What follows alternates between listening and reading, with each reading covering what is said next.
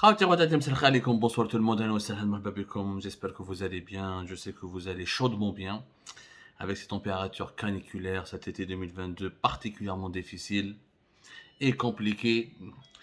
Nous sommes le 14 août 2022, nous sommes à la mi-août et le mois d'août est une période qui est propice à la réflexion.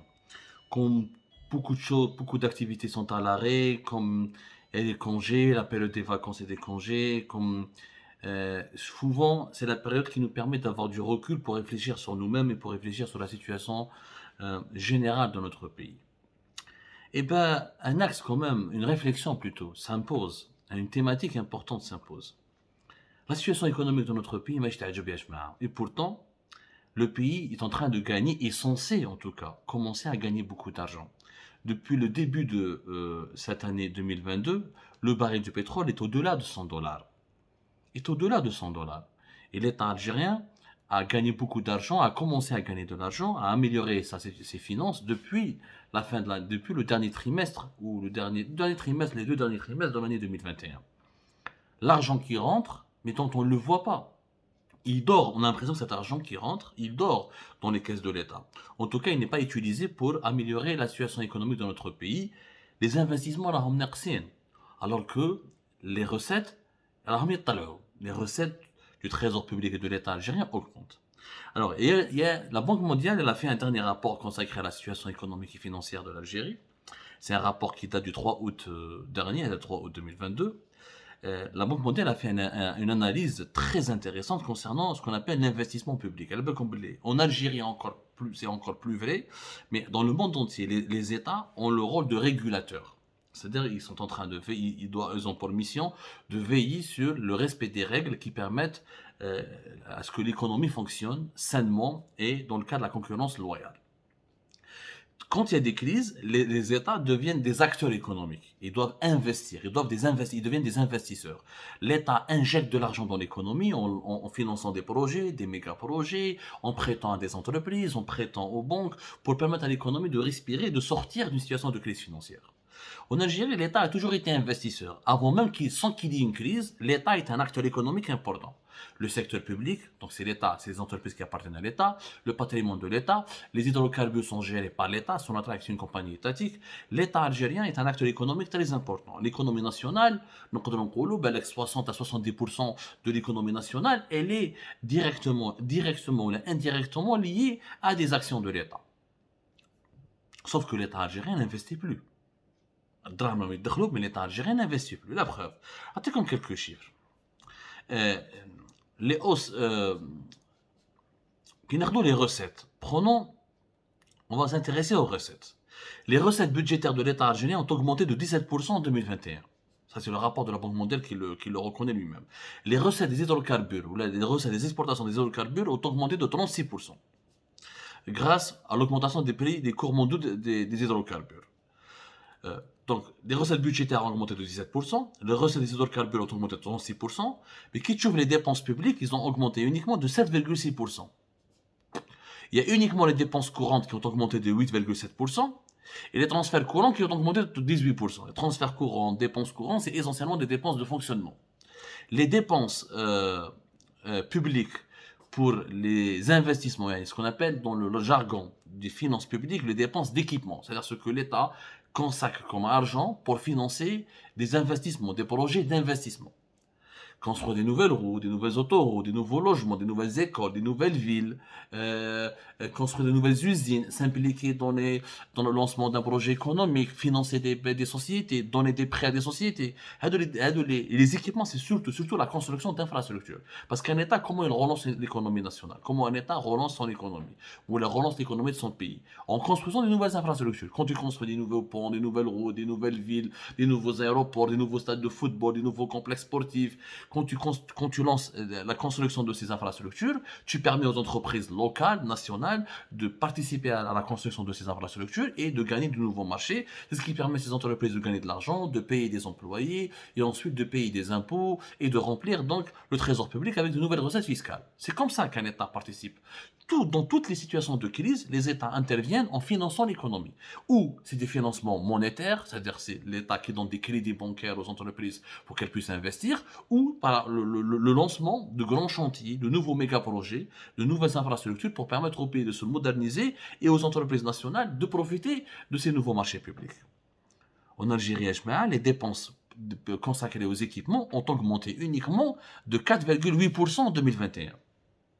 Elles ont chuté de 34% en 2020. Les dépenses consacrées aux investissements publics, aux constructions de nouveaux équipements publics, ont chuté de 34% en 2020. Et elles ont augmenté à peine de 4,8%. C'est insignifiant. La Banque mondiale le dit très bien, les dépenses pour les investissements publics en Algérie, mais elles ont, dans la nouvelle Algérie, mais elles ont naqsin ou taïhin par rapport à avant 2019. Et depuis 2019 jusqu'à aujourd'hui 2022, les dépenses pour les équipements et pour les investissements publics sont restées très faibles. Elles sont en train de stagner. Mais elles, on n'a pas retrouvé le niveau d'investissement public d'avant la pandémie de la Covid-19. Ce qui est inquiétant, Yannis.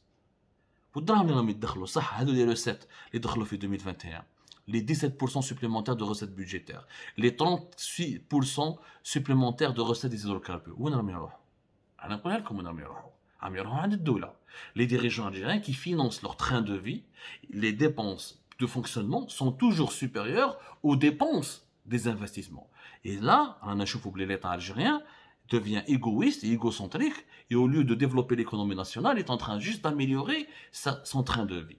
Alors, je vous la preuve, la Banque mondiale, ce que la Banque mondiale est en train de dire, nous, sur Algérie Park, nous l'avons dit il y a de cela 2 ans. Depuis 2020, nous avons dénoncé une politique de rigueur qui a été mise en place par le régime algérien et qui consiste à ne pas financer l'économie, à ne pas prêter des crédits aux entreprises privées, à ne pas porter secours aux entreprises étatiques qui souffrent, à limiter l'implication de l'État dans le financement des projets économiques, des projets dans les méga projets de nouvelles infrastructures, juste pour économiser les réserves de devises du pays et consacrer cet argent qui devait aller vers l'économie nationale, vers le fonctionnement pur et simple de l'État, vers le recrutement de nouveaux policiers, le recrutement de nouveaux militaires, de nouveaux gendarmes, l'achat de nouveaux armements, le renforcement des services de sécurité, le renforcement des budgets des ministères et des budgets de la présidence de la République.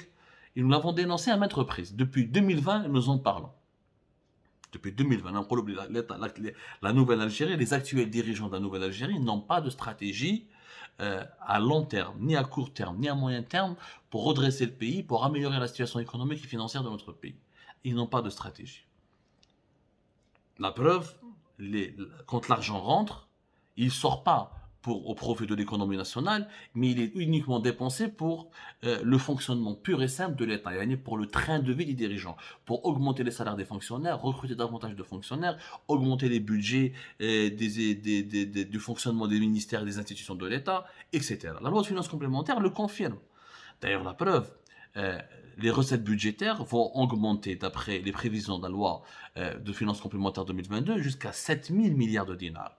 Alors qu'on devait gagner uniquement, durant cette année 2022, 5 683 milliards de dinars. On va faire la conversion, parce que la belle dinar n'est pas de 7 000 milliards de dinars en direct. On va parler en dollars américains, je me le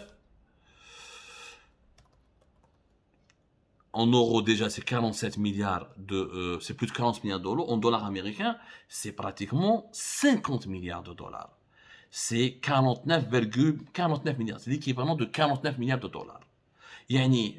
Grâce à la remontée des prix du pétrole et à l'embellie des cours mondiaux des hydrocarbures, les trésors publics en Algérie, l'État algérien va gagner l'équivalent de 49 milliards de dinars, grâce notamment à la fiscalité pétrolière qui va passer à 3211 milliards de dinars, contre 2103 milliards de dinars prévus au début de l'année 2022. On va réaliser des objectifs les baisse bien. 3211 milliards de dinars, comme la conversion شحال on est sans télécharger c'est l'équivalent de 22 milliards de dollars. Donc le pétrole et le gaz vont nous ramener en termes de recettes fiscales. Les recettes fiscales, c'est quoi? Tu as le baril de pétrole, tu as le mètre cube de gaz. Quand on le vend, ensuite, Sonatrach, elle paye des impôts, elle paye des taxes, elle déduit ses charges, elle finance ses charges de production, les partenaires étrangers de Sonatrach et de Hakom, etc. Le reste, c'est les impôts. Yani la part, les impôts, ce sont des recettes fiscales. Yani en termes d'impôts, en termes de prélèvements, l'État algérien va gagner grâce à la fiscalité pétrolière, yani grâce aux exportations de gaz et de pétrole et aux activités de gaz et aux activités de production de gaz et de pétrole, l'équivalent de 22,49 milliards de dollars. Yani, on va terminer l'année 2022 avec des signaux positifs. C'est pas les années 2011-2012 où l'Algérie gagnait jusqu'à plus de entre 70 jusqu'à 80 milliards de dollars. À un moment donné, en 2011-2012, à un moment donné, Grib, on a exporté pour presque 80 milliards de dollars. On l'a fait, ce chiffre-là. Mais là, on va terminer avec des signaux vraiment positifs. بصح ماهمش يبانوا على الجزائر الدراهم هذو ماهمش يبانوا على الجزائر وعلاش ماهمش يبانوا على الجزائر parce qu'il n'y a pas de dépenses d'investissement il n'y a pas de stratégie nationale d'investissement le budget de fonctionnement de l'État شوف راح ندخلوا 50 milliards de dollars 49 milliards de dollars راح ندخلوهم et ben le budget de fonctionnement de l'État يا جماعه a augmenté il va aller jusqu'à 53 milliards de dollars c'est-à-dire بالدينار راح ندخلوا 7000 مليار دينار 7000 milliards de dinars mais l'État algérien pour son fonctionnement va dépenser 7697 milliards de dinars. Yani nous allons gagner 49 milliards de dollars, l'équivalent de 49 milliards de dollars, mais nous allons dépenser pour le train de vie de l'État et son fonctionnement 53 et quelques milliards de dollars. Cherchez l'erreur. Pourquoi je finance le fonctionnement de l'État? Pourquoi je finance les fonctionnaires et les administrations publiques et les services publics de l'État? J'ai investi dans l'économie, l'administration, le fonctionnaire, le ministre, le premier ministre, son cabinet, la présidence. Ce n'est pas eux qui créent des emplois et des richesses. Ce sont les entreprises. Ce sont les entreprises qui créent. Normalement, avec l'argent, avec les recettes fiscales, les nouvelles recettes fiscales, et là, l'équivalent de 49 milliards de dollars en recettes fiscales, les pétrolières et autres. Mais l'essentiel, c'est la fiscalité pétrolière. La fiscalité pétrolière, on a presque 23 milliards de dollars. On a presque plus de 50%. Les recettes fiscales de l'État seront la fiscalité pétrolière. Presque 50%. Voilà. Presque 50%. J'investis sur l'économie. Je donne des prêts à taux bonifié, j'enlève les taux d'intérêt, j'investis dans des projets je ramène des investisseurs étrangers, je lance des usines de voitures, je lance l'industrie électronique, j'identifie des secteurs industriels qui me permettent d'avoir de la valeur ajoutée et qui me permettent d'exporter ensuite à l'étranger et de gagner beaucoup d'argent et de recettes en devises pour diversifier mes exportations. C'est le moment d'investir. Ou la Banque mondiale l'a dit dans son rapport. L'embellie a été à l'école de 2022, 2023, 2024, nous n'allons pas gagner autant d'argent. Parce qu'à un moment donné, les prix du pétrole vont se stabiliser. Les prix du gaz naturel vont se stabiliser. Le pétrole russe, les États-Unis d'Amérique et l'Occident est en train de négocier avec l'Iran un retour à la normale pour que l'Iran puisse exporter son pétrole et son gaz, un retour à la normale pour le Venezuela, la Libye qui va augmenter sa production et ses exportations. Donc le pétrole, à un moment donné, son prix va baisser tôt ou tard. Il ne va pas rester à 100 dollars ou là à 120 dollars toute la vie. D'ici 2023-2024, il va baisser, il va descendre à un niveau beaucoup plus rationnel. Et là, l'Algérie va gagner beaucoup moins d'argent. Et durant l'année 2022, où nous avons gagné pas mal d'argent, nous n'avons rien investi sur l'économie. Aucun projet n'a été lancé. شفنا 3-4 camions, mais شفنا les Chinois, mais شفنا un plan d'investissement, mais شفنا une stratégie locale, mais شفنا des nouvelles infrastructures, mais شفنا des voies ferrées, mais شفنا des nouvelles usines, mais شفنا والو. غير des camions à médoro.